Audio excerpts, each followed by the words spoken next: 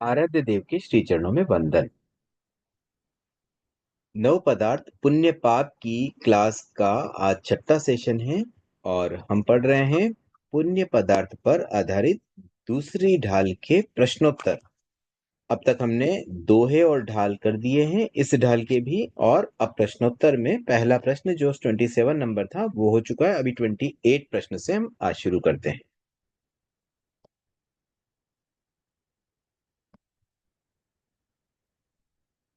28 number प्रश्न है,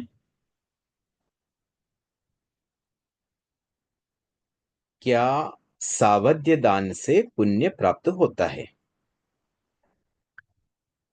ठीक है, अब ये प्रश्न आ रहा है कि सावध्य दान से पुण्य मिलता है या नहीं मिलता है। तो इस संदर्भ में आचार्य भिक्षु ने क्या बात रखी, किस तरह से क्या लॉजिक दिए, वो सारी बातें हमें यहाँ पर उसको प्रूव करने के लिए बतानी है। तो उस समय आचार्य भिक्षु के समय के कई जैन साधु साध्वी ऐसी प्ररोपणा कर रहे थे कि 5 महाव्रती को दान देने से तो तीर्थंकर पुण्य की पुण्य प्राप्त होता है। तीर्थंकर पुण्य प्रकृति का बंध होता है, मतलब वो भविष्य में तीर्थंकर बन सकता है। लेकिन अन्य व्यक्तियों को अन्य दान देने में भी पुण्य तो है। ठीक है, तीर्थंकर नहीं बन पाएगा लेकिन कुछ ना कुछ अलग तरह के पुण्य उसमें भी मिलते हैं। ये बात उस समय पॉपुलर थी। तो ये बात अगर पॉपुलर थी तो अभी ये प्रश्न ऐसे ही बनता है, तो फिर तो सावधि ध्यान से भी पुण्य प्राप्त होता ही है ना भाई। तो यहाँ पर अब क्या लॉजिक है, क्यों नहीं होता है? तो उत्तर तो सीधा है कि क्या सावधि ध्यान से पुण्य प्राप्त होता है? उत्तर हो गया नहीं होता है। अब क्यों नहीं होता है, इसका लॉजिकल आंसर इस तरह से बैठेगा कि 5 महाव्रती मुनि जो योग्य पात्र है उन्हें भी प्रासुक ऐशनीय आहार देना, ये होगा अन्न पुण्य। तो अब इसमें पात्र अपात्र के भेद चाहे जो भी हो, उसे सचित अचित अन्न आदि का देना भी मतलब यहाँ क्या कह रहे हैं, आगम में अन्य पुण्य आदि के संदर्भ में कोई भी विश्लेषणात्मक व्याख्या नहीं थी। तो दो अर्थ निकाले। एक व्यक्ति ये कहता है कि 5 महाव्रतधारी को जो योग्य है उसे प्रासुक ऐशनीय आहार देना, मतलब अचित आहार साधु को देना, शॉर्ट में ये हो गया, तभी अन्न पुण्य होगा। ये पहली ओपिनियन। अब दूसरी ओपिनियन ये थी कि पात्र हो या अपात्र हो, सचित हो या अचित हो, इसका डिफरेंस किए बिना किसी को भी अन्न देना अन्न पुण्य है। तो आचार्य भिक्षु ने पहली परिभाषा को ही मान्य किया, दूसरी परिभाषा ठीक नहीं है। और इसके कई लॉजिक हम पहले क्लास में कर चुके हैं, कल की क्लास में भी काफी इस पे चर्चा हुई थी। तो अब इसका एक तो बात ये बताई गई कि स्थानांग में एक पाठ आया है जो गलत वहां पर डाल दिया गया, जो ओरिजिनल नहीं है।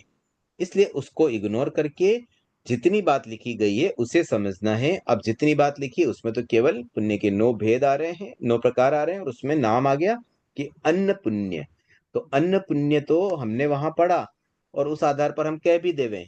लेकिन फिर यहाँ पर भी एक विवेक लगाने की बात यह आती है कि हर किसी को अन्न देने में पुण्य कैसे हो सकता है।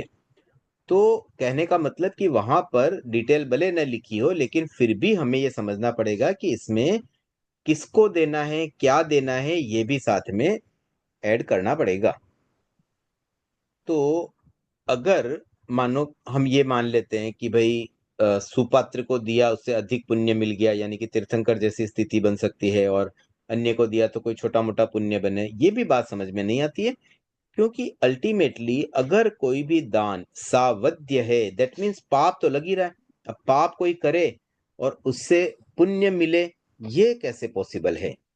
इसलिए भी हम कह सकते हैं कि भाई निर्वध्य दान देना तो जरूरी है। ये बात तो पहले से ही पता है हमें कि निर्वध्य दान जरूरी है। पापकारी कार्य से तो पाप ही होने वाला है। पाप भी करो, गलत करो, किसी को मारो, हिंसा करो, झूठ बोलो, चोरी करो, तो फिर उसमें तो दान, मतलब आप किसी को दे भी रहे हो दान तो उसका तो कैसे फायदा हो सकता है? तो इसलिए ये क्लियर है कि जो प्रश्न का उत्तर था कि सावध्य, प्रश्न क्या था कि सावध्य दान से पुण्य प्राप्त होता है क्या? तो नहीं होता है। और क्यों नहीं होता है उसका यहाँ पर इस तरह से हमें डिटेल में समझाना पड़ेगा। अब प्रश्न 29, अल्प आयुष्य और दीर्घ आयुष्य बंध के हेतु, मतलब किन कारणों से जीव अल्प आयुष्य बांधता है, किन कारणों से दीर्घ आयुष्य। तो स्थानांग सूत्र के तीसरे अध्याय में तीन बातें आई हुई है, तो तीन हेतु हमें ध्यान में रखना है। और एक बार अल्पायुष्य के हेतु ध्यान में आ गए तो दीर्घायुष्य का तो उसका अपोजिट हो जाएगा। तो हमें तीन ही बातें इसके संदर्भ में ध्यान रखनी है। अल्पायुष्य के संदर्भ में तीन बातें क्या हुई, प्राणातिपात मतलब हिंसा करना, झूठ बोलना, दूसरा मृषावाद झूठ बोलना, और तीसरा तथा रूप श्रमण माहन को मतलब साधु को अप्रासुक आहार का प्रतिलाभ, मतलब क्या हुआ कि उन्हें आ, आहार देना। अब ये चीज करने में मतलब आहार कौन सा, अप्रासुक। अप्रासुक का मतलब जो हिंसा या पापकारी प्रवृत्ति से बना हो, मतलब कैसे हुआ कि साधु के निमित्त अगर बना तो उनके लिए वो उनके निमित्त हिंसा हो जाती है, तो वो अप्रासुक हो जाता है। तो इस प्रकार से झूठ बोलना, हिंसा करना, ये दोनों कैसे निंदनीय कार्य है। उसी तरह के काम का कंपैरिजन तीसरे से भी करेंगे क्योंकि तीनों एक ही कैटेगरी के पॉइंट है। तो श्रमण महान यानी कि साधु को भी अप्रासुक आहार देना भी उसी कैटेगरी में लिया गया है। तो इसका मतलब ही क्लियर हो गया कि जब हम साधु को अप्रासुक आहार भी अगर देते हैं वहां भी पाप बंद की बात आ रही है, अल्पायुष्य का बंद हो रहा है, तो अल्पायुष्य तो पापकारी हुआ। तो ये तीन कारण तो हो गए अल्पायुष्य बंद के। अब इसके अपोजिट दीर्घायुष्य के लिए इन्हीं के अपोजिट बात करेंगे, प्राणातिपात न करना, मृषावाद न बोलना, और श्रमण निर्गंथ को प्रासुक ऐशनीय आहार देना। तो ये तीनों निर्वध्य है, शुभ योग है, इसलिए इनसे निर्जरा और साथ में पुण्य के रूप में दीर्घायुष्य भी पुण्य हो गया। क्योंकि कुछ भी पौद्गलिक रूप से हमें अगर लंबा आयुष्य मिलता है, अच्छा वाला शुभ आयुष्य, तो वो पुण्य के उदय से ही पॉसिबल है, तो उसका बंध भी निर्वध्य कार्य से ही होगा। तो मेन बात यहाँ जो पूछी गई है उसमें बस ये तीन तीन पॉइंट बताए जा सकते हैं, अल्पायुष्य के कारण, प्राणातिपात, मशावाद, और अ, साधु को अप्रासुक आहार देना, और फिर इसके अपोजिट हो गई दीर्घायुष्य के कारण। अब सिमिलर एक और प्रश्न बनता है, अशुभ और शुभ दीर्घायुष्य कर्म के हेतु बताएं। मतलब दीर्घायुष्य भी दो तरह के होते हैं, एक अशुभ दीर्घायुष्य, एक शुभ दीर्घायुष्य। अब मान लो कोई नरक के अंदर बोले भी मैं तो दीर्घायुष्य मिला मुझे, नरक में आया, तो नरक में कौन ज्यादा देर रहना चाहता है, तो वहां तो अशुभ दीर्घायुष्य तो नेगेटिव बन गया। तो उसके कारण क्या रहे, तो तीन कारण यहाँ पर जो अशुभ के बताए गए उसमें भी प्राणातिपात वशावाद तो है ही है, तीसरा क्या आया कि साधु को जो आहार दे रहे हैं ना उसमें मतलब हमारे भाव अच्छे न होना, इसका शॉर्ट में ये मीनिंग निकल सकते हैं। तो अगर अच्छे भाव से नहीं देते हैं तो वो भी फिर दीर्घायुष्य बंद भी गया। मान लो हमने तो भाई प्रासुक तो दिया, ऐशनी दिया, लेकिन भाव अच्छे नहीं थे। हम चाह रहे थे जैसे घर में, इसका एक सिंपल एग्जांपल समझे। मान लीजिए घर में हम खाना खाने बैठे और हमने खाने में खीर बनाई, साथ में दो सब्जियां थी, रोटी थी, और एक सब्जी हमारे कोई कल की बची हुई भी पड़ी थी, तो जनरली हम फेंकते नहीं है, तो चलो काम में ले लेते, खराब नहीं हुई थी, फ्रिज में रखी थी, निकाल दी। अब मान लो साधु आ जाए, अब हमने सोचा कि चलो एक काम करते हैं, कल की सब्जी तो साधुओं को सल्टा देते हैं, हम तो आज बनी हुई खा लेंगे। अब ये भावना आई तो वहां पर क्या हो जाएगा, अशुभ दीर्घायुष्य कर्म का बंधन वाली बात आ जाती है। ऐसी कुछ घटनाएं भी आती है, कभी खाना खराब होता है, साधु आए हुए उनको दे दो। एक प्रसंग आता है आगमों में कि एक तुम्बा, कड़वा तुम्बा था, वो बेरा दिया साधु को, अब बन गई सब्जी, बोले कौन खाएगा, तो साधु को बेरा दिया, वो तो जहर समान था उसको। आ, थोड़ा सा नीचे गिर गया, चींटियां आ गई उसपे, चींटियां मर गई खाते ही। साधु ने सोचा कि अब इसका क्या किया जाए, तो गुरु के पास गए, गुरु को बता दिया भाई ये गलत चीज आ गई है आहार में, अब क्या करें इसका। अब देखिए साधु के लिए कितनी बड़ी दिक्कत होती है, उनके पास फेंकने का ऑप्शन नहीं होता है। अब फेंके मान लो, और वहां पर चींटियां आए, कोई जीव जंतु मरे, तो खाना फेंक नहीं सकते, तब क्या करें। अब कोई गलत चीज साधुओं को, इसलिए साधुओं को तो हमेशा है ना अच्छी चीज देनी चाहिए भी अपने पास में, ये सबसे बढ़िया चीज है वो पहले साधु को दे दो। रोटियां भी होती ना, मुझे याद है बचपन में जब महाराज घर पधारते थे, मैं तो बहुत छोटा बच्चा था, तब मम्मी रोटी परोसती थी ना, तो अब महाराज बोलते नहीं नहीं आधी रोटी दो, वे आधी लेंगे, पूरा फुल्का नहीं लेंगे, तो वो क्या करते, साइड की कोर तोड़ते थे। मतलब बीच में क्या होता है, घी वगैरह थोड़ा अच्छे से लगता है ना, तो बीच बीच का उनको बेराते थे, साइड में उसको फोल्ड करके साइड साइड की कोर पूरी निकाल देते, उसको साइड में रख देते, और महाराज को अच्छी रोटी बेराते थे। तो हमने यही समझा मतलब बचपन से कि भाई महाराज को अच्छी चीज दो, जो बेस्ट होना हमारे पास वो हमें साधु को बेरानी चाहिए। तो ये भावना, अब भावना हमारी क्या रहे वो, बस यहाँ पर मेन बात, अब यहाँ जो शब्द आ रहे, हीलना, निंदा, खिंसा, गरहा, अपमान करते हुए, अमनोज्ञ, अप्रीतिकारक आहार का प्रतिलाभ। तो मूल बात ये सब कब होगा, जब हम नेगेटिव सोच रखे भी, अम्मा एक तो अपने खाने को सल्टाने वाली बात है तो भाई खराब चीज दे दो, और एक होता नहीं अच्छे से अच्छा उनको दो, हम तो बचाओ खा लेंगे कोई बात नहीं, साधु कहाँ रोज आते हुए, ये तो हमारे लिए सौभाग्य की बात है। तो जब इस भावना से आहार बेराया जाता है उसका भी बड़ा महत्व है। ये भी एक ध्यान रखने की बात है श्रावकों को, कि साधुओं को जब भी हम कोई चीज देने देने का मतलब मन बनाते हैं ना, तो बेस्ट चीज देने का प्रयास करें, चाहे खाने की चीज हो, चाहे कपड़ा हो, चाहे कोई भी चीज हो, उनकी निमित्त तो नहीं बनाना है, निमित्त बनाने में तो दोष है, लेकिन हमारे लिए कोई बनी हुई चीज है उसमें से अच्छा उनको बिराया जाए। तो ये एक छोटी सी बात है, बट हम इसको भी लाइफ में फॉलो भी कर सकते हैं। तो यहाँ पर अशुभ दीर्घायुष्य के 3 हेतु तो बताए गए, कि साधु को इस तरह से अप्रीतिकर भोजन देना, और साथ में प्राणातिपात मृषावात तो है ही। अब इसके उल्टा मतलब शुभ दीर्घायुष्य मतलब कोई ऐसा आयुष्य लंबा मिले जिसमें सुख हो, जैसे कोई देवलोक में गए, तो देवता के रूप में कोई लंबा आयुष्य मिले, भी देवता बने हम, सागरोपम आयुष्य मिल गया, 33 सागरोपम तो हाईएस्ट होता है, लेकिन चलो मिनिमम 10,000 भी तो है ना। तो देवता बने तो भाई चलो 2 सागर, 5 सागर, 10 सागर, ऐसे लंबा आयुष्य मिले, तब तो कुछ उपयोगिता है भी उसमें, ज्यादा समय तक एंजॉय होगा। तो ऐसा शुभ दीर्घायुष्य तो मिलेगा पुण्य से, और पुण्य निर्वध्य क्रियाओं से ही मिलता है। तो इससे हमें समझ में आता है कि भाई हम अगर अच्छा काम कर रहे हैं तो उससे मतलब पहले जो 3 बातें थी वो अशुभ दीर्घायुष्य की थी, और बाद वाली 2 बातें शुभ दीर्घायुष्य की है, प्राणातिपात न करना, नशावाद न बोलना, और तथा रूप श्रमण महार के वंदन, नमस्कार, सत्कार, सम्मान कर, कल्याण रूप, मंगल रूप, देवत चैत्य की परिपेषणा कर, उनके मनोज्ञ प्रियकारी आहार से प्रतिलाभित, मतलब उनके लिए आए तो भी वंदना करना, उनका रेस्पेक्ट करना, महाराज बहुत कृपा की आपने, आप पधारे घर पे, आप ये ले रहो वो ले रहो, आपके जैसे छाव ना हो। मतलब आजकल तो क्या होता है ना, जबरदस्ती भी ठीक नहीं है, क्योंकि आहार का भी देखिए एक लिमिटेशन होती है, ज्यादा आहार खा नहीं पाते हैं, अब डाइट उतनी रही नहीं है, तो जितनी नीड हो ना वो अच्छे से हम दे रहे हैं, बस उसमें बेस्ट चीज हम दें।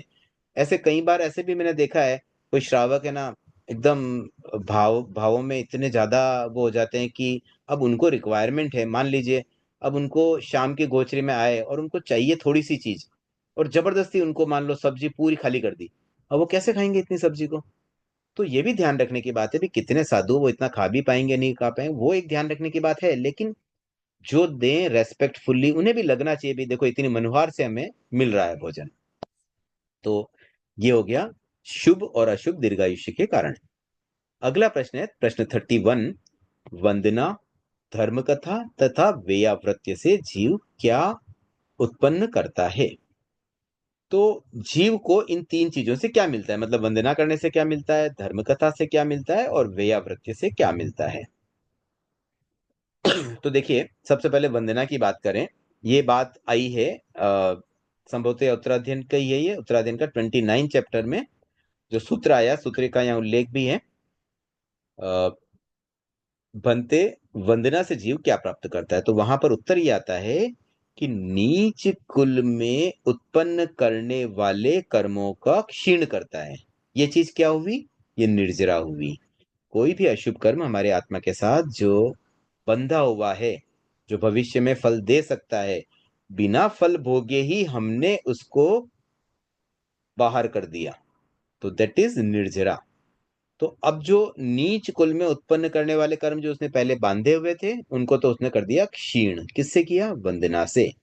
और दूसरी बात इसके साथ क्या बताई गई है कि ऊंचे कुल में उत्पन्न होने वाले कर्म का अर्जन करता है, मतलब ऐसे कर्म बांधेगा जिससे भविष्य में वो अच्छे कुल में पैदा होगा। तो पुण्य और निर्जरा का ये रूप आया, और ये फल मिल गया। तो निर्जरा नीच गोत्र का क्षय, और पुण्य उच्च गोत्र का बंध, ये 2 चीजें वंदना से प्राप्त होती हैं। उसके बाद अब दूसरी बात जो आई थी धर्म कथा, तो धर्म कथा पहली बात तो ये समझ लें कि स्वाध्याय का ये पार्ट है। और स्वाध्याय क्या है? निर्जरा है।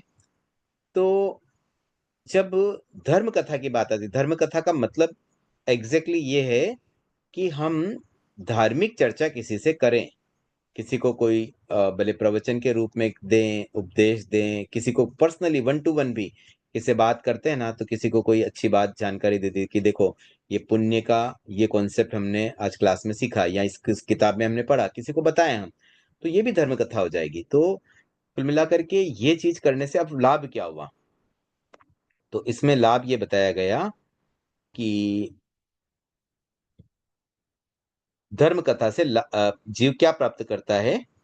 तो उसमें एक तो कर्मों को क्षीण करता है और प्रवचन की प्रभावना करता है। प्रवचन की प्रभावना करने वाला जीव भविष्य में कल्याणकारी फल देने वाले कर्मों का अर्जन करता है। मतलब क्या हुआ कि जो धर्म कथा करेगा, एक तो वो उसके बंधे हुए कर्मों को क्षीण कर रहा है, ये एक टास्क हो गया। दूसरा, वो जो बोल रहा है ना, बोलने में क्या बोल रहा है? प्रवचन की प्रभावना का मतलब क्या हुआ कि जो आगम की वाणी है, तीर्थंकरों ने जो बात कही थी, उन बातों को अन्य लोगों तक पहुंचाना, उसे कहते हैं प्रवचन की प्रभावना करना। तो धर्म कथा कोई करेगा तो कितने जो लोग सुनेंगे उन तक वो बात पहुंचेगी। ये हो गया दूसरी बात। तीसरी बात इसके साथ में ये है कि भविष्य में कल्याणकारी फल देने वाले कर्म यानी कि पुण्य, तो पुण्य का अर्जन करता है। तो तीन बातें यहां पर आ गई। तो धर्म कथा से जीव के लाभ में तीन बातें हमें लिखनी चाहिए: कर्मों को क्षीण करता है, प्रवचन की प्रभावना हो रही है, और पुण्य का बंध हो रहा है। अब तीसरी बात आती है वेयावृत्य। वेयावृत्य का मतलब क्या हुआ? सेवा करना। किसकी सेवा? देखिए यहां सेवा में भी आचार्य आदि के वेयावृत्ति की बात आती है, क्योंकि आगमों में अधिकांश बातें साधुओं के लिए कही गई है। तो साधु जो वेयावृत्ति करेंगे, किसकी करेंगे? आज कोई मान लो साधु बन जाए, उन्हें कहा भी सेवा करो, किसकी सेवा करेंगे? या तो आचार्य की करेंगे, कोई बड़े साधुओं की करेंगे। कोई नया साधु मान लो नव दीक्षित है, उनको पढ़ाना, पढ़ाना भी तो सेवा ही हुआ ना। उनको कोई चीज ज्ञान दी, उनको सही रास्ता बताया, ताकि वो अपना साधुपन अच्छे से पाले, तो वो भी हो गया। तो ऐसा नहीं कि खाली बड़ों की सेवा होती, छोटों की भी सेवा होती है। कोई बीमार है, छोटा है मान लो संत, कोई बीमार है तो उसकी भी सेवा होती है। तो इस तरह से ये मेनली व्यावृत्ति जो शब्द आगमों में आया वो तो साधुओं के लिए ही है। अब लोग इसको भी है ना, हम शावकों में भी ले लेते हैं भी व्यावृत्ति सेवा करना, तो चलो हम भी घर में सेवा कर रहे हैं। हम बड़े बुजुर्गों की सेवा करते हैं, बच्चों की सेवा कर रहे हैं, बच्चे पढ़ के आते हैं तो उनके लिए खाना देते हैं हम, उनको पानी पिला रहे हैं, मतलब जो भी हम सेवा कर रहे हैं वो सब हम व्यावृत्ति में ले रहे हैं, ये गलत हो जाएगा। तो मेनली व्यावृत्ति आध्यात्मिक संदर्भ में वही होगा जो निर्वध्य व्यावृत्ति हो। तो अब ऐसे व्यावृत्ति करने से जीव को क्या प्राप्त होता है? तो इसमें प्राप्ति में लिखा, एक तो नाम गोत्र कर्म का अर्जन, तीर्थंकर नाम गोत्र कर्म का अर्जन करता है।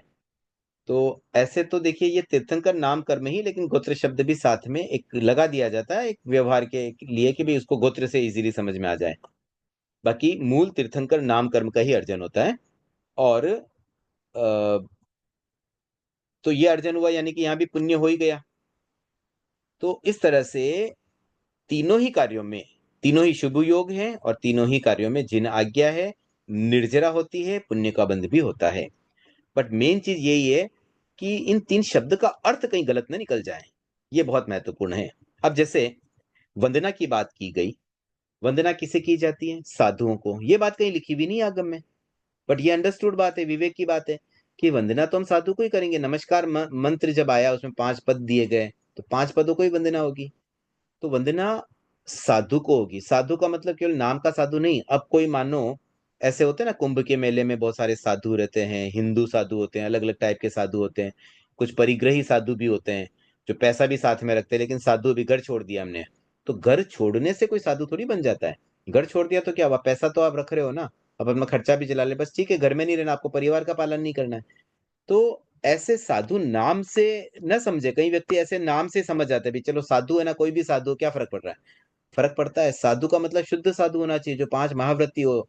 मेन बात क्या है साधु की कि भाई पापकारी प्रवृत्ति का जिसने त्याग किया हुआ। तो ऐसे साधु को वंदना करने से, या तीर्थंकर, केवल ज्ञानी, सिद्ध, आचार्य, उपाध्याय आदि को वंदना करने से ये लाभ मिलेंगे। फिर धर्म कथा में भी, अब धर्म की कथा करनी है तो कई बार आजकल जैसे कथा चलती है ना, भी आज ऐसे भगवत कथा चल रही है, 10 दिन का कथा चल रही है, तो लोग ऐसे समझ के चले जाते हैं भी धर्म कथा ही तो चल रही है, वहां पे वहां भी तो हमें पुण्य मिलेगा तो हम जाएं वहां। लेकिन वो, उसमें जो कंटेंट है ना, वो आत्म शुद्धि वाला होना जरूरी है। देखिए धर्म कथा में की अगर परिभाषा समझें तो ऐसी बातें जो आत्म शुद्धि के लिए हो। अगर आत्म शुद्धि से संबंधित कथा नहीं है तो फिर वो धर्म कथा नहीं कहलाएगी। तो ये बहुत महत्वपूर्ण बात है कि ऐसा नहीं कि खाली जैन धर्म की कथा ही होनी चाहिए। मैं ये नहीं बोल रहा हूँ कि अन्य संप्रदाय में सारी की सारी कथाएं धर्म कथा में नहीं आएगी, लेकिन उसका कंटेंट क्या है, मतलब वहां पर जो बात बताई गई कि आप राम के बारे में बोल रहे हो, सीता के बारे में बोल रहे हो, या जो भी बातें बता रहे हो, भी देखो राम ने युद्ध लड़ा, लक्ष्मण ने युद्ध लड़ा, उसने उसको मार डाला, उसको आप प्रशंसा कर रहे हो, तो ये हिंसा को आप प्रमोट कर रहे हो। तो कुल मिलाकर के ये कथाएं जो भी होती है ना, उसका अगर सारांश आत्म शुद्धि वाला है वो धर्म कथा में आएगी। बस इतना हमें समझना जरूरी है, केवल नाम से न समझे कि भाई वहां पे शब्द आया हुआ है धर्म कथा हो रही है वहां पे इसलिए हम वहां चले जाएं, या वहां जाने से हमारे निर्जरा होगी, वो सुनेंगे तो निर्जरा होगी, या हम ऐसी धर्म कथा करें तो हमारे निर्जरा होगी। वैसा नहीं समझना है। सिमिलरली वेयावृत्य को भी समझना है कि वेयावृत्य में जो सेवा की जाती है, पहली बात तो सेवा का मतलब क्या, सामान्यतया हम क्या समझते हैं सेवा से। मतलब ये प्रश्न तो मुझे लगता है ना कि बहुत लोग इसमें भ्रमित होने की संभावना ऐसी मुझे प्रतीत होती है।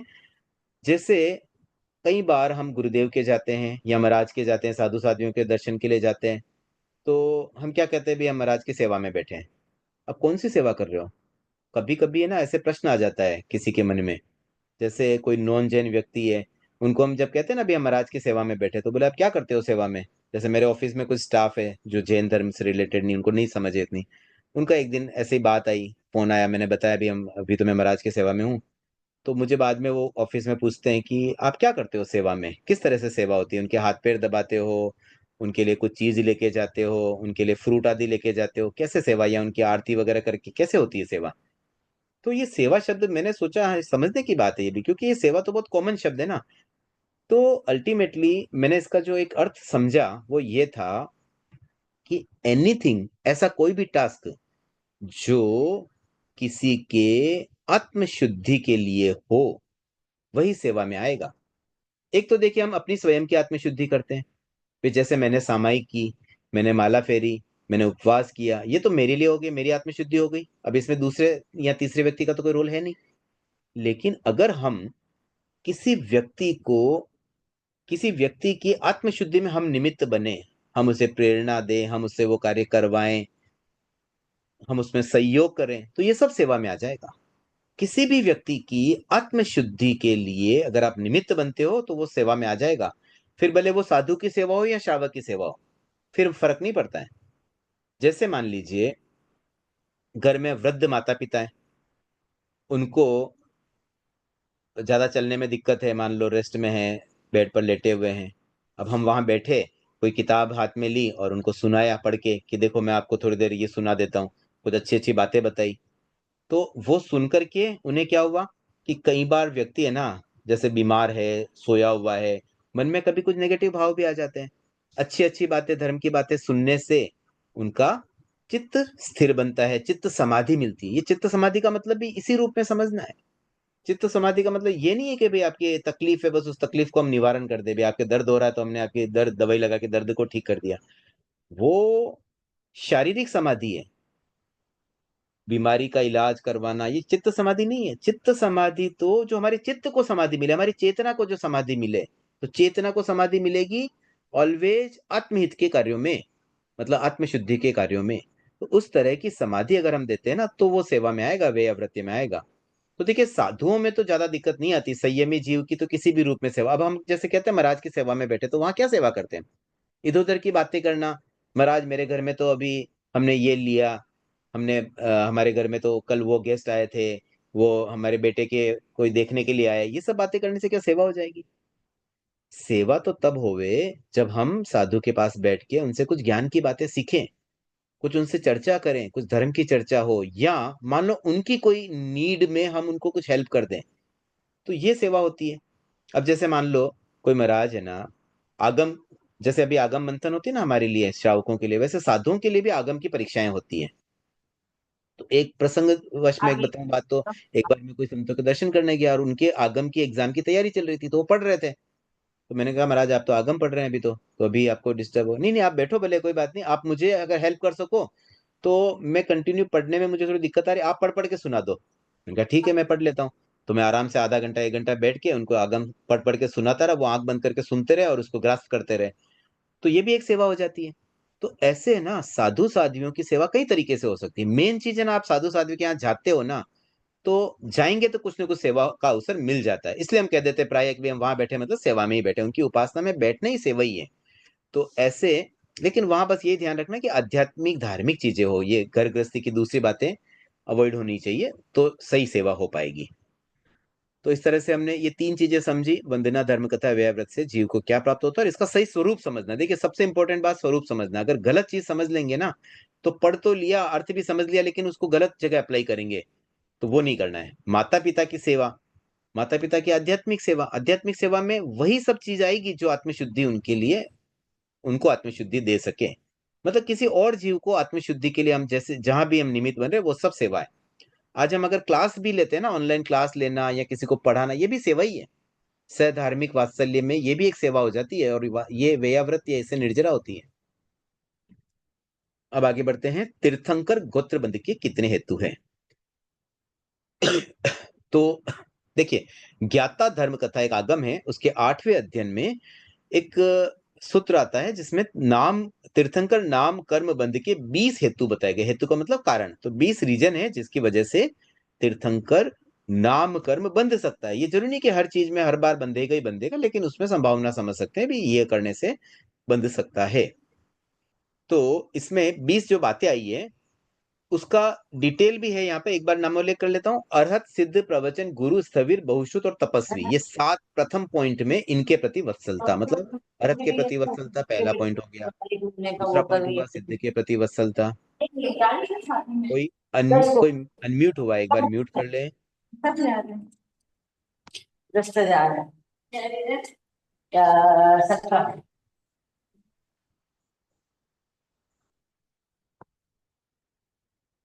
मुझे आश्चर्य तो ये होता है कि चलो अनम्यूट हो गए गलती से, या वो तो एक लापरवाही हुई, ध्यान नहीं रखा, लेकिन जब उनकी बातें सुनते हैं तो ऐसा लगता है कि वो क्लास में क्यों बैठे हुए, बातें ही करनी है दूसरी, तो फिर क्लास में जुड़ने का फायदा क्या है? इससे अच्छा तो वो जूम पे जुड़े ही क्यों, कोई और को मौका तो मिले। थोड़ा जागरूकता तो रहनी चाहिए, आप क्लास में जुड़े हो तो सुने तो सही कम से कम। आप दूसरों से बात करने में लगे हो और क्लास में खाली नाम के लिए जुड़ गए भी नहीं, हमें तो बस जुड़ के रहना है, ये ठीक नहीं लगता है। अब आगे बढ़ते हैं। उसके बाद 8वां है अभिक्षण ज्ञानोपयोग, मतलब निरंतर, हर क्षण ज्ञानोपयोग। दर्शन, विनय, आवश्यक, शील और व्रतों का निरतिचार पालन, बिना किसी अतिचार के, मतलब उसको सिस्टमेटिकली सही तरीके से पालन करना, बिना दोष का सेवन किए हुए। क्षण लव मात्र भी प्रमाद न करना, क्षण लव 2 शब्द दिए हैं। क्षण का मतलब, क्षण तो समझते ही आप, छोटे पीरियड को कहते हैं। क्षण भर भी प्रमाद मत करो, मतलब थोड़े समय के लिए भी, एकदम छोटा जो पीरियड होता है उसको क्षण कहते हैं। और लव किसे कहते हैं? लव भी समय नापने की एक इकाई है। तो क्षण से थोड़ा बड़ा होता है लव, तो उतना भी समय प्रमाद नहीं करना, मतलब न क्षण भर, न कम या अधिक, कोई भी समय प्रमाद नहीं होना चाहिए। तप, त्याग, वेयाव्रत्य, समाधि, अपूर्व ज्ञान ग्रहण, श्रुत भक्ति और प्रवचन प्रभावना, ये 20 कारण यहां बताए गए। अब इस 20 कारणों को और डिटेल में एक्सप्लेनेशन तत्वार्थ भाष्य, सर्वार्थ सिद्धि टीका और सिद्ध सेन टीका, इन 3 ग्रंथों के आधार पर इन 10-20 बातों को डिटेल में यहां समझाया गया है। तो पहला, जैसे अरिहंत वत्सलता, 4 घाती कर्मों का क्षय कर केवल ज्ञान, केवल दर्शन प्राप्त करने वाले अरहतों की आराधना करना, उनकी सेवा करना, उनके प्रति भक्ति भावना रखना। तो ये, अब देखिए भक्ति शब्द कई बार ना ये शब्द बड़े कंफ्यूज करते हैं। यहां लिखा भी अरियंत भक्ति करना, तो लोग क्या करते हैं, हम तो भक्ति करवा रहे हैं भाई, कोई गायक को बुला लिया, हाँ आज हमारे घर में भक्ति है। भाई ये भक्ति के नाम पे आज क्या क्या चल रहा है, आप सोचो तो सही। भैरव भक्ति हो रही है, भैरव कौन है? Who is Bhairav? कोई तीर्थंकर है? वो तीर्थंकर के भक्त है।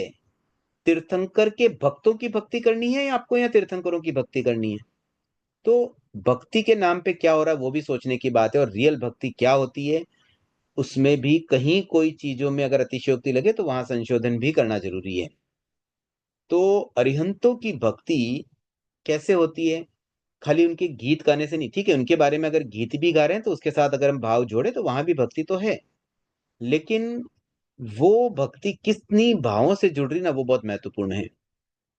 इसी प्रकार से उनको वंदना करना, उनकी उपासना करना, मतलब किसी भी रूप में तीर्थंकरों के बारे में, जैसे हम किसी को अगर भगवान महावीर के बारे में कुछ बताएं, तब उस समय हमारे मन में जो एक श्रद्धा अभिव्यक्ति होनी चाहिए ना, वो भी एक तरह से भक्ति ही है। तो ऐसे अरिहंतों की भक्ति हो, सिमिलरली सिद्धों की भी भक्ति। फिर प्रवचन वत्सलता, मतलब प्रवचन की भक्ति। प्रवचन का मतलब क्या हुआ कि जो बातें आगमों में उल्लेखित है उसे कहते हैं प्रवचन। अब हालांकि आजकल वर्ड क्या आता है प्रवचन में, कि जो ऑनलाइन या ऑफलाइन कोई वक्ता बोल रहा है और धर्म की बात बोल रहा है तो उसे हम कहते हैं प्रवचन। ये एक पार्ट है प्रवचन का। मूल प्रवचन का पार्ट क्या हुआ कि आगम की बात, आगम की बात प्रवचन होती है। अब उन्हीं बातों को अगर कोई बोल करके डिलीवर कर रहा है तो वह भी प्रवचन हो गया। तो ऐसे प्रवचन में बहुत सारी बातें आ जाती है। ये केवल प्रवचन जो शब्द एक पॉपुलर है उससे नहीं लेना है हमें। प्रवचन में बहुत बातें हैं, जैसे कोई स्वाध्याय कर रहा है वह भी प्रवचन है, कोई आगम को पढ़ रहा है वह भी प्रवचन है। अब जैसे कोई श्रुतधर बाल वृद्ध तपस्वी शिक्ष ग्लान आदि का संग्रह उपग्रह अनुग्रह, ये भी प्रवचन वत्सलता है। मतलब क्या हुआ इसका, कि ये जो कैटेगरी बताई गई ना, श्रुतधर को मतलब समझ लो अब स्टूडेंट जो पढ़ना चाह रहे हैं, बाल, बाल तपस्वी नए नए तपस्वी, नई नव दीक्षित हो, छोटे हो, जिनको भी सीखना है। वृद्ध, कोई वृद्ध हो जाते तो उनको फिर उतना मतलब पढ़ने में दिक्कत आती है तो उनको कुछ जैसे बोल के हमने सुना दिया। कोई तपस्वी तपस्या में लगे हैं। ऐसे सेक्ष, सेक्ष में भी वही सीखने वाले हैं। इनका संग्रह उपग्रह और अनुग्रह, मतलब इसका ऐसा मुझे प्रतीत हो रहा है कि उन्हें भी हम जो धर्म की बात, आगम की बात अगर उन्हें हम सिखाएं, पढ़ाएं, सुनाएं या समझाएं किसी भी रूप में, तो ये सब इसमें प्रवचन वत्सलता में आ जाता है। तो सधार्मिक के प्रति ये स्नेह होना चाहिए। आज जैसे कोई भी हमारे धर्म का व्यक्ति जो धर्म में समझता है, अब थोड़ा समझता है लेकिन कहीं कुछ भ्रांतियां भी हो, तो उस व्यक्ति को हमें समझाना चाहिए। कोई बिल्कुल अज्ञानी हो जो बिल्कुल जैन धर्म में बिलीव नहीं करता, ऐसे व्यक्ति को समझाएंगे तो वहां शायद प्रवचन वत्सलता उस रूप में ना आए। तो निष्काम स्नेह उन व्यक्तियों पे रखना जो एक्चुअली धर्म से जुड़े हुए हो, जिनको धर्म में रुचि हो। तत्वार्थ भाष्य में इसे प्रवचन भक्ति कहा गया है, जिसका अर्थ है आगम श्रुत ज्ञान का विहित क्रम पूर्वक श्रवण श्रद्धान आदि। मतलब आगम का जो श्रुत ज्ञान है उसे सिस्टमेटिकली, जैसे क्लास के रूप में सीरियल वाइज उसको सुनाना, उस पर श्रद्धा रखना, ये सारा प्रवचन भक्ति या प्रवचन वत्सलता में आ जाता है। फिर गुरु वत्सलता वैसी होगी, गुरु के प्रति विनय भाव रखना, उनका सम्मान करना, उनका रेस्पेक्ट, ये सब बातें इसमें आ जाएगी। स्थविर वत्सलता में ऐसे यहाँ पे दो प्रकार के स्थविर का उल्लेख है। संभवतः आगमों में तीन प्रकार के स्थविर आते हैं, यहाँ पर दो है तो दो का मैं उल्लेख करूंगा। एक तो है ज्ञान वृद्ध, मतलब जो ज्ञान में हमसे बड़े हो। कई बार ऐसा हो सकता है कि कोई साधु उम्र में या दीक्षा क्रम में छोटा हो लेकिन ज्ञान में बड़ा हो, तो ऐसे व्यक्तियों का भी विनय करना चाहिए। कई बार ऐसा होता है ना कि भी दीक्षा क्रम में तो मानो, अब ये साधुओं की बात हो गई, हमारे घर में भी ऐसा हो सकता है। मान लीजिए उम्र में हम बड़े हैं लेकिन हमसे छोटे व्यक्ति अधिक ज्ञानी हो, तो वहां हमें विनय करना चाहिए। वहां पे एज फैक्टर काम नहीं करेगा कि खाली एज के हिसाब से भी वो बड़े हैं तो वही हमें हमें विनय करें। बड़े भी छोटों का विनय कर सकते हैं, अगर उनमें कोई गुण हो, कोई ऐसी बात हो, तो उसे भी इग्नोर नहीं करना चाहिए। तो यहाँ तो ज्ञान वृद्धि और वयोवृद्धि दो प्रकार के स्थविर साधुओं का यहाँ वर्णन आ रहा है। एक तीसरा आता है जो आगमों में है, यहाँ उल्लेख नहीं है, कि जो दीक्षा क्रम में बड़े हो। तो इस प्रकार से स्थविर वत्सलता में उनका विनय करना आ गया। फिर बहुश्रुत वत्सलता में जो ज्ञानी हो, बहु आगम अभ्यासी हो, ऐसे बहुश्रुत साधुओं का विनय करना। तपस्वी वत्सलता में तपस्या करने वाले साधुओं की वत्सलता करना। अब 8वां पॉइंट, ये 7 पॉइंट तो वत्सलता वाले थे, 8वां पॉइंट आता है अभिक्षण ज्ञानोपयोग, मतलब प्रतिक्षण निरंतर ज्ञान का उपयोग। तो ज्ञानोपयोग कैसे होता है? ऐसे तो हम ज्ञान दर्शन का उपयोग कर ही रहे हैं, लेकिन यहाँ उस उपयोग की बात नहीं है। यहाँ उपयोग इस रूप में है कि हम आत्मशुद्धि की बातें करते रहें। अब देखिए कैसे होता है प्रतिक्षण।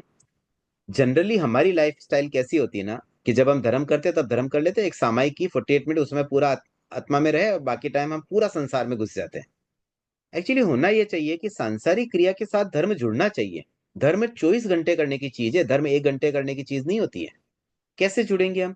जैसे बिजनेस के अंदर आप क्या कर रहे हो, आपने जो कार्य किया है, जिस तरह से आप बिजनेस चला रहे हो उसमें प्रामाणिकता है कि नहीं है, आप झूठ आदि तो नहीं बोल रहे हो। अब वहां पर अगर आप सत्य बोलो तो निर्वृत्ति क्रिया नहीं होगी क्या?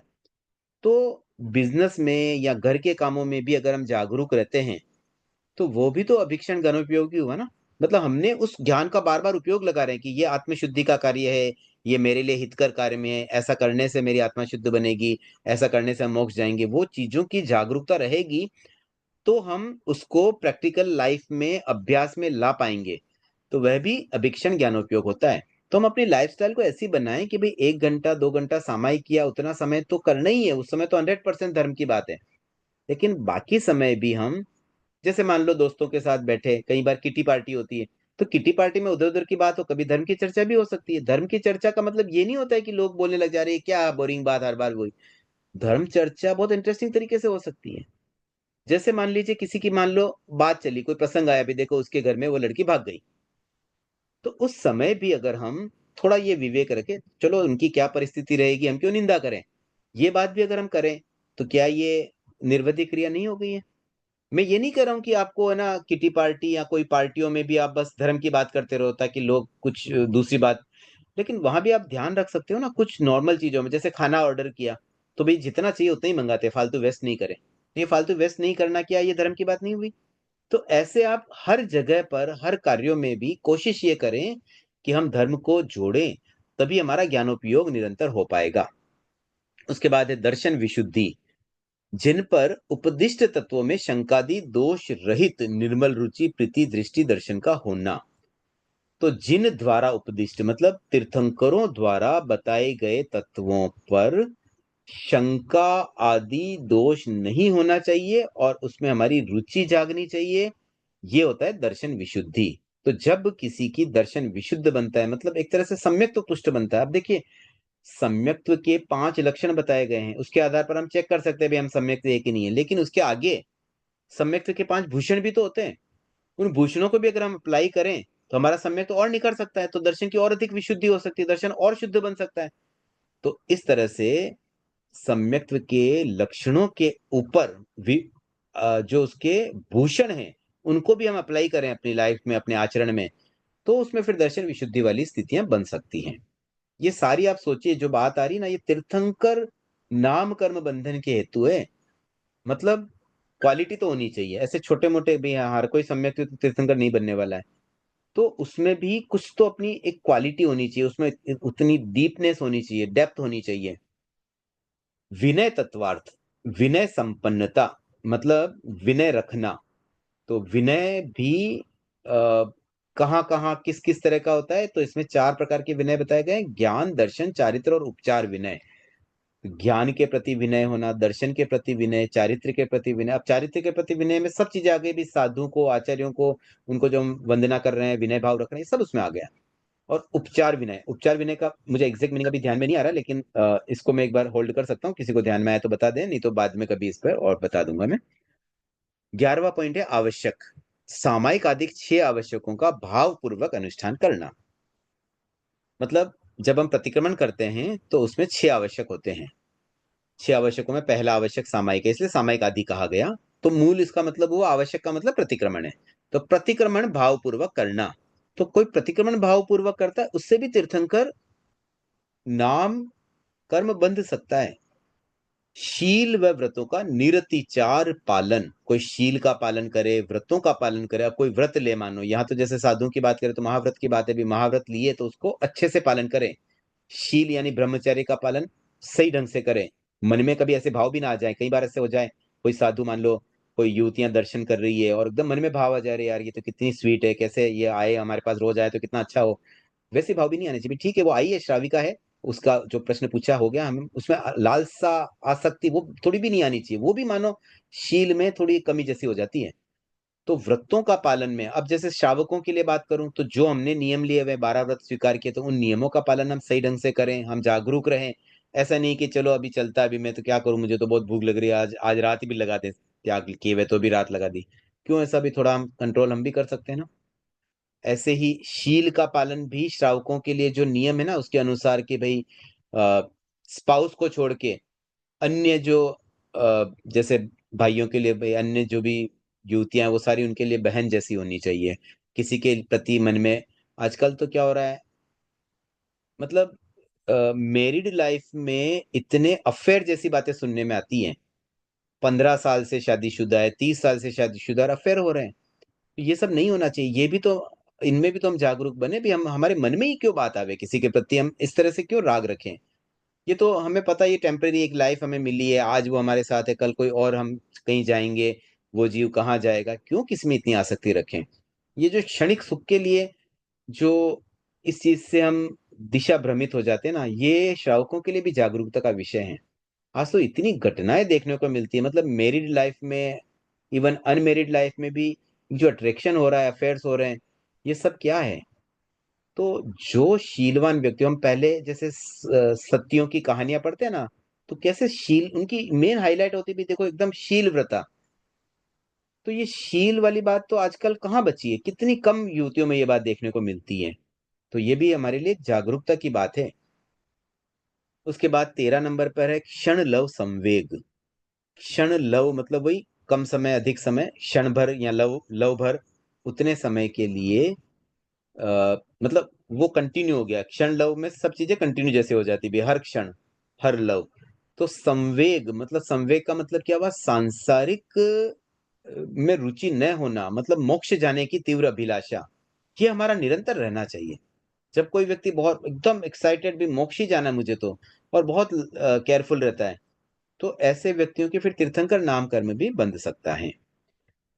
तप, अनशन आदि जो तप होते हैं, इसमें जो बड़ी बड़ी तपस्याएं कोई करता है अच्छे भावों के साथ, अच्छे भावों का मतलब आत्मशुद्धि के लक्ष्य से, तो वहां पर भी ये एक कारण ये भी बताया गया है। त्याग, त्याग में क्या होता है, जैसे साधु को प्रासुक ऐशनीय दान देना, यथाशक्ति यथाविधि प्रज्युमान आहार अभय और ज्ञान दान, यथाशक्ति त्याग है। त्याग में मेनली दान को लिया गया है, अभय दान देना, ज्ञान दान देना, और संयमी को दान देना, संयति दान। तो साधु को प्रासुकेशनीय भोजन देना, फिर अभय दान देना, मतलब ये तो त्याग से आएगा, व्रत लेते हैं ना जब हम, कि भाई मैं निरपराध रस प्राणी की संकल्प पूर्वक हत्या नहीं करूंगा, तो ये हमने अभय दान दे दिया कई जीवों को, तो ये त्याग से हुआ। इसी प्रकार से ज्ञान दान, किसी को पढ़ाना समझाना। सॉरी।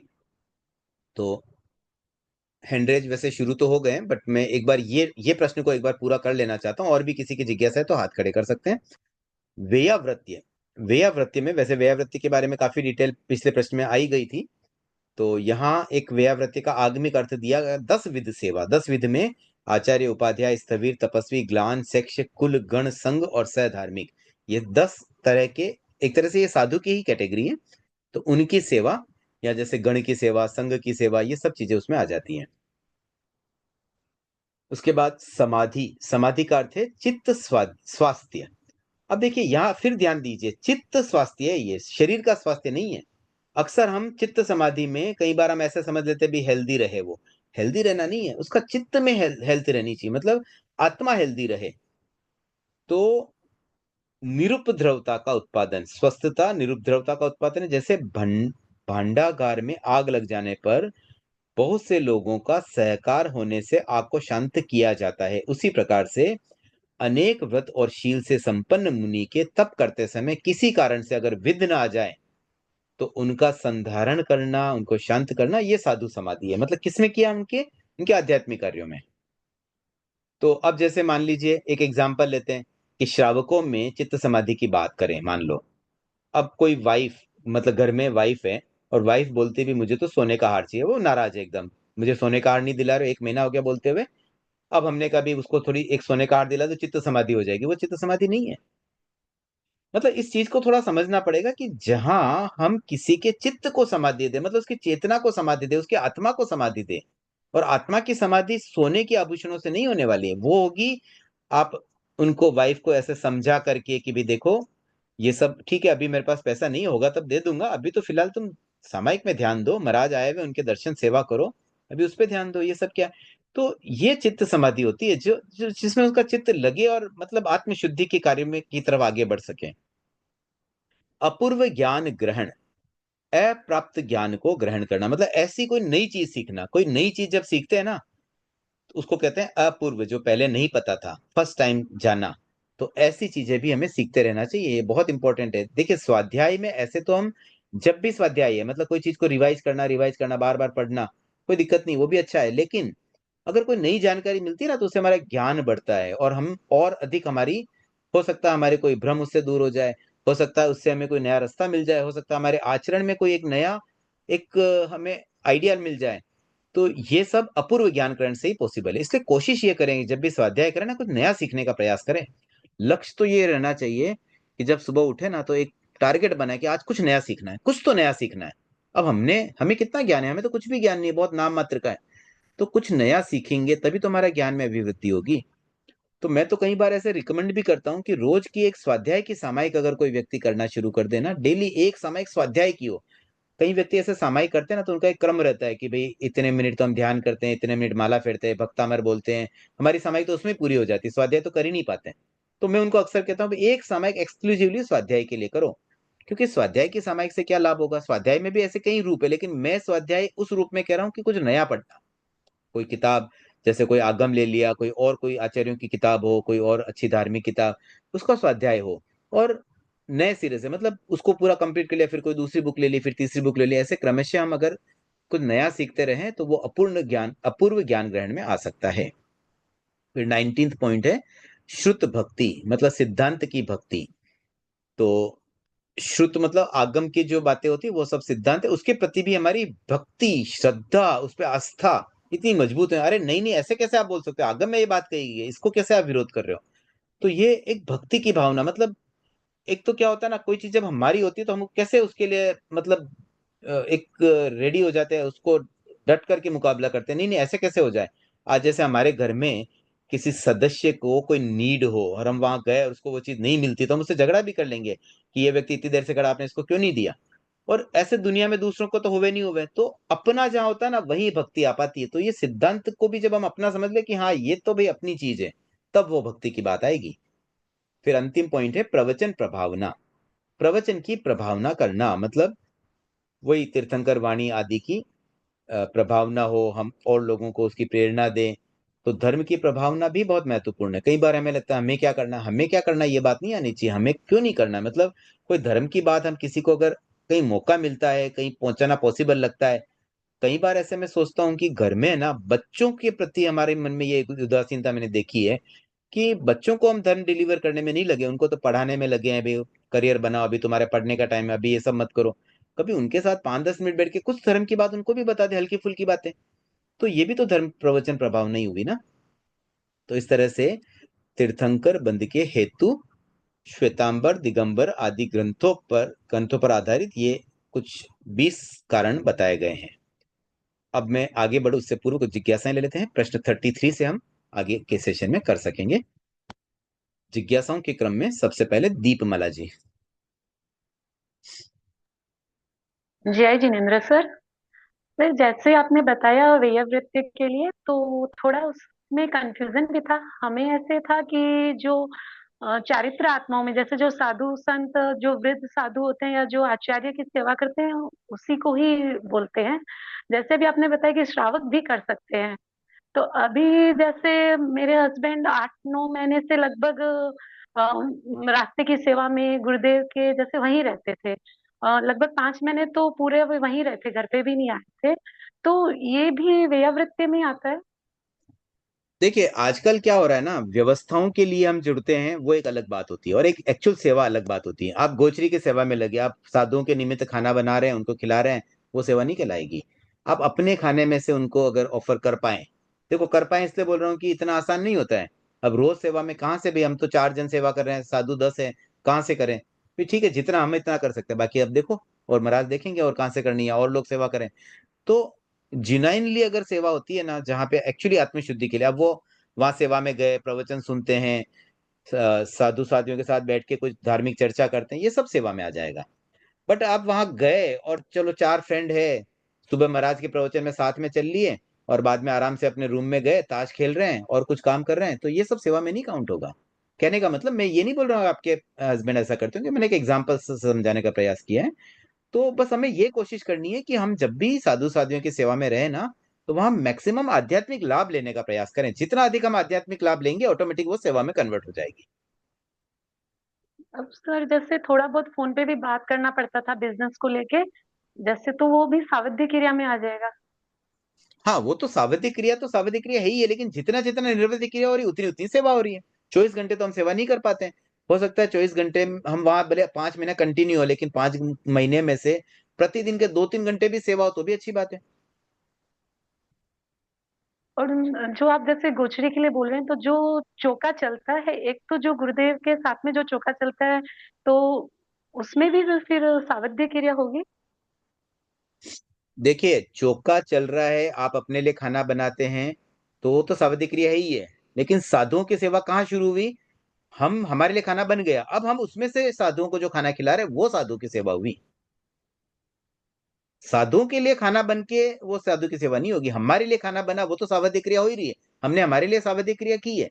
लेकिन अब जो सावध्य, वो तो हो गया, वो एक पार्ट हो गया, उसमें तो हमें जो पाप लगना लगेगा। बट आगे, अब उस आहार में से हम शुद्ध ऐशनीय प्रासुक आहार जब साधु को ऑफर करते हैं, बेराते हैं भावना के साथ में, तो वो सेवा है। और खाली आहार ही नहीं, देखिए बहुत तरह की सेवा, गोचरी की सेवा, आप गोचरी में साथ में जाते हैं, वह भी एक सेवा हो जाती है। कैसे सेवा होती है? अब कोई साधु अननोन है, कोई नई जगह पे आया, उनको नहीं पता है, हम साथ में सेवा कर ले, महाराज देखो यहाँ पे भी अपने ये जैन परिवार है, आप यहाँ कृपा करो, यहाँ कृपा करो, हम रास्ता बताया। ऐसे विहार की सेवा, विहार की सेवा में हम साथ में चलते हैं, मार्गदर्शन कर देते हैं, भी ये रास्ता, यहाँ पे ये रोड, ये थोड़ा लंबा पड़ेगा, यहाँ से ये रूट है, यहाँ से हम जा सकते हैं। और कोई व्हीकल आ रहे हैं तो व्हीकल से थोड़ा प्रोटेक्ट करना भी, ये भी हमारा एक रहता है, भी रास्ते की सेवा में भी साधु साधियों को कोई व्हीकल की चपेट में ना आ जाए। तो इस तरह से तरह तरह की सेवा हो सकती है। बहुत बहुत आभार सर। सविता जी। ये जिनेंद्र, ये मेरी एक बेटी का क्वेश्चन था। मैंने उसको कल ऐसे ही क्लास के बारे में बोला, तो वो बोलती है कि वो रोज प्रार्थना करती है कि सभी जीवों को खाना मिले, कोई भूखा ना रहे। तो क्या इससे पाप का बंध होता है या क्या है? हाँ, इससे तो ये सावध्य क्रिया है, ऐसा बोलना सावध्य है। अच्छा। और एक प्रश्न था कि अभी जैन धर्म में बहुत महत्व तो भाव का ही दिया जाता है कि अपनी भाव कितने शुद्ध है। तो अगर अभी हम इतने शुद्ध भाव से, आदर पूर्वक, विनय विनम्रता से माता पिता को प्रणाम करते, तो उसमें पाप क्यों लगता है? ये प्रश्न मतलब आपका हमारे बहुत भाव अच्छा तो है। शुद्ध। लेकिन सविता जी, मैं इसको कल के लिए पोस्टपोन करना चाहता हूँ, क्योंकि आगे एक दो प्रश्न में मेन यही बात आ रही है। मतलब इसी इसी चैप्टर में आगे कुछ प्रश्न में ये बात आती है कि आजकल है ना, भावना को लेकर के किस तरह से क्या गलतफहमियां, और कई ग्रंथों में भी इसकी बात आई हुई है। तो उसका आचार्य भिक्षु किस तरह से उदाहरण दे रहे हैं कि भावना शुद्ध बोल करके हम सावध्य क्रिया करेंगे ना, तो वो ठीक नहीं है। तो वो कहाँ क्या गलत हो रहा है, वो चीज हम थोड़ी चर्चा उन प्रश्नों के साथ कर लेंगे। और एक चीज अभी सुनने में आया था कि जगह जगह में विहार भवन बन रहे हैं, कि दो प्लेसेस के बीच में कोई ग्रुप ऑफ पीपल विहार भवन बना रहे, जहाँ साधु साध्वी रुक सकते हैं।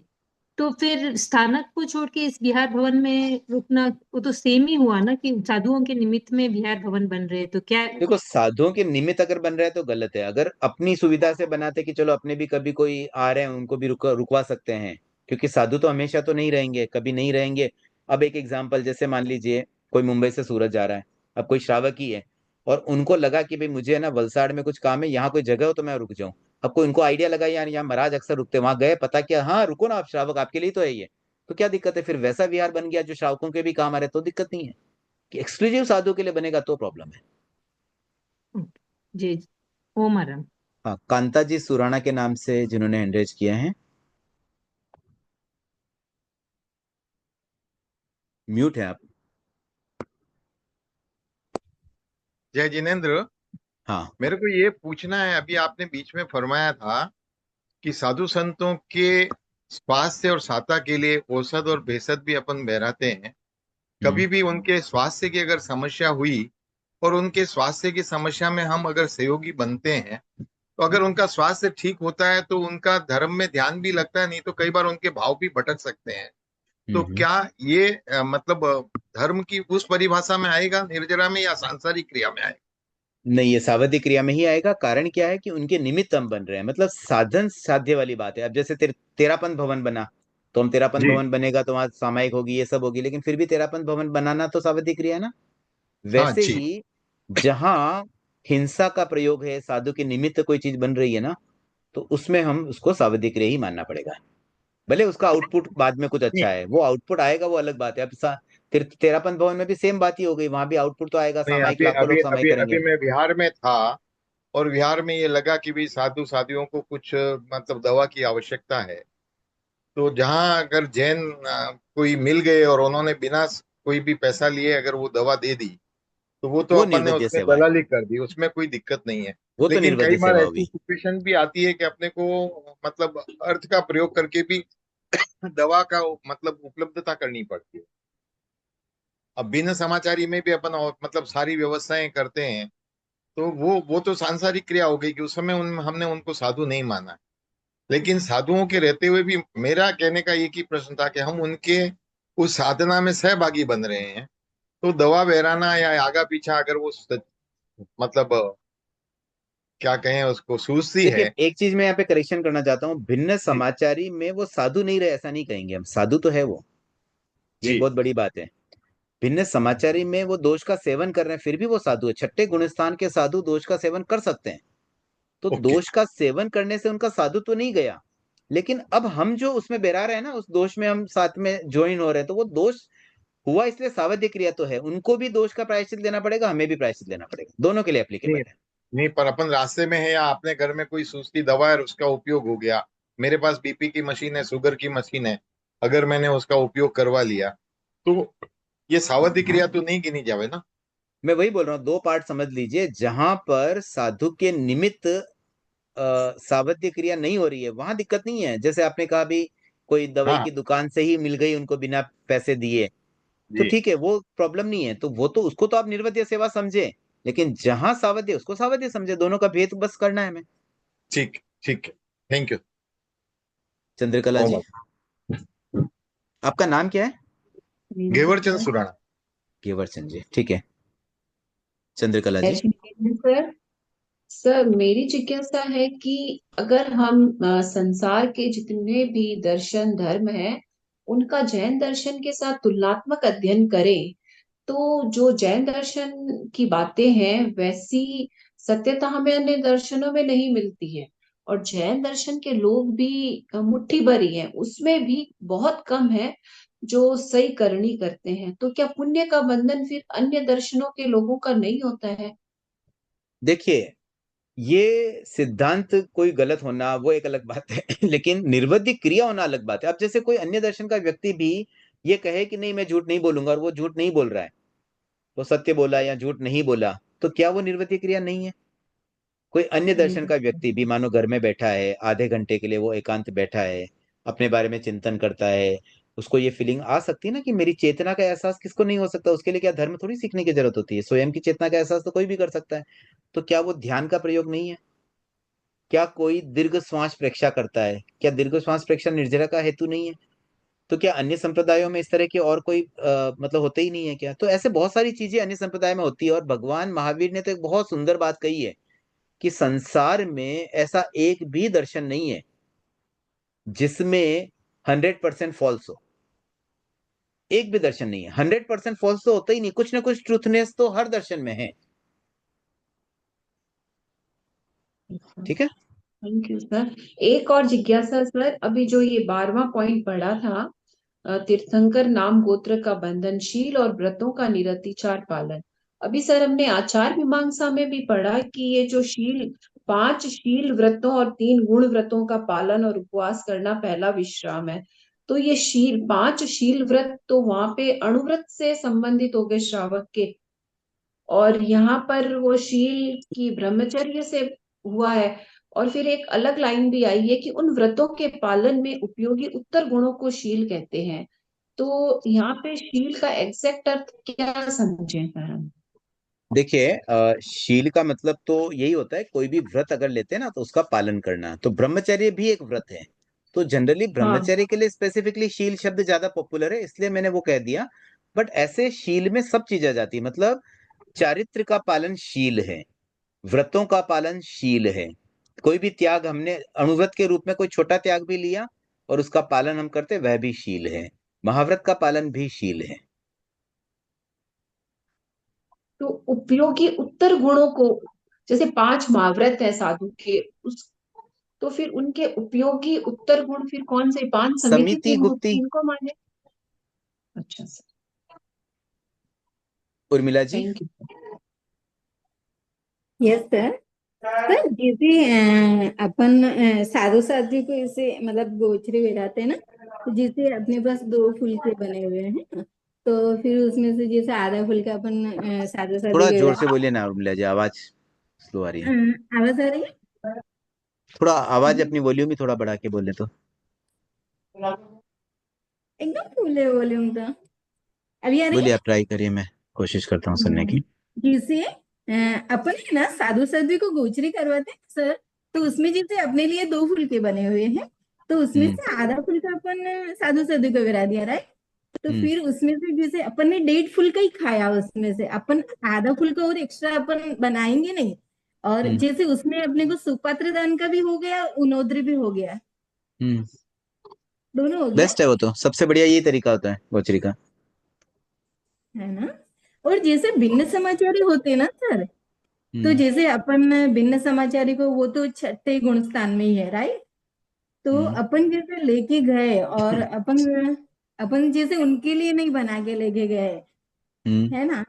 तो जैसे वो तो अभी भिन्न समाचारी वो तो प्रायश्चित ले लेंगे, तो वो तो हल्के हो जाएंगे। और तो अपना भी तो कोई दोष नहीं लगेगा ना सर? नहीं, वो प्रायश्चित लेंगे उनसे वो हल्के होंगे, हमारा कैसे दोष खत्म होगा? हमें अपना प्रायश्चित खुद करना पड़ेगा ना।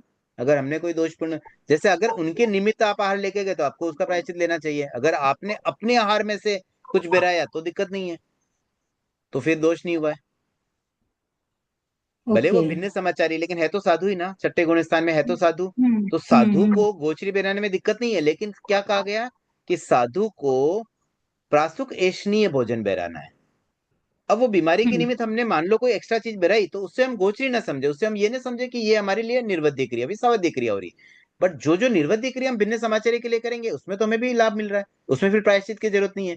तो जहां हमारी हम्म सावध्य क्रिया हो रही वहां हम भी प्रायश्चित कर लें, तो हम भी फिर दोष से मुक्त हो सकते हैं। हम्म।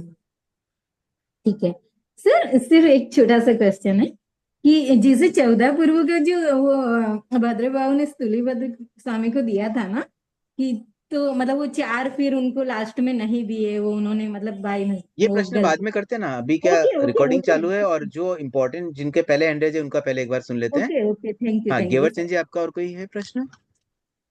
हाँ, अभी आज के इस से संबंधित नहीं है, लेकिन मेरे मन में एक विचार आया।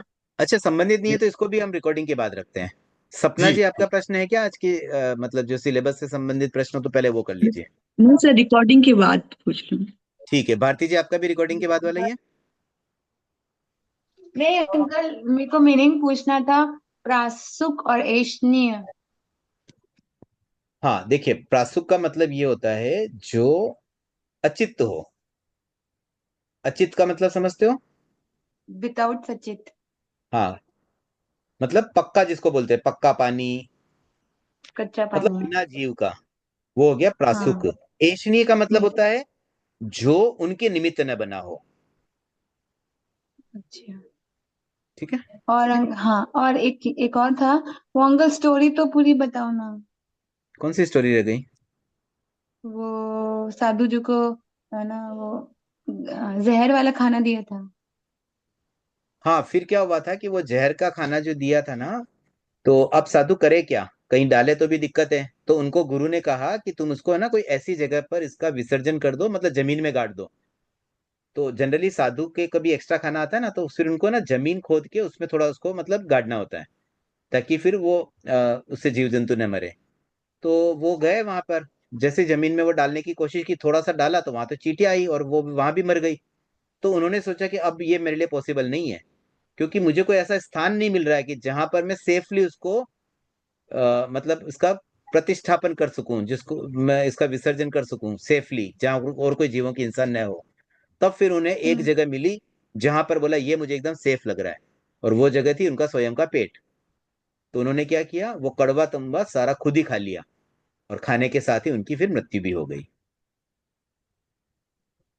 मतलब उनके मन में इतनी दया की भावना कि कोई और जीव न मरे, पर अब वो खाना लाया हुआ, उसको क्या करें, अब और कोई साधुओं को खिलाऊं तो और मरे, तो मैं ही खा जाता हूँ सारा, ऐसा। ये स्टोरी का एंड है। उनका उनका नाम पता है?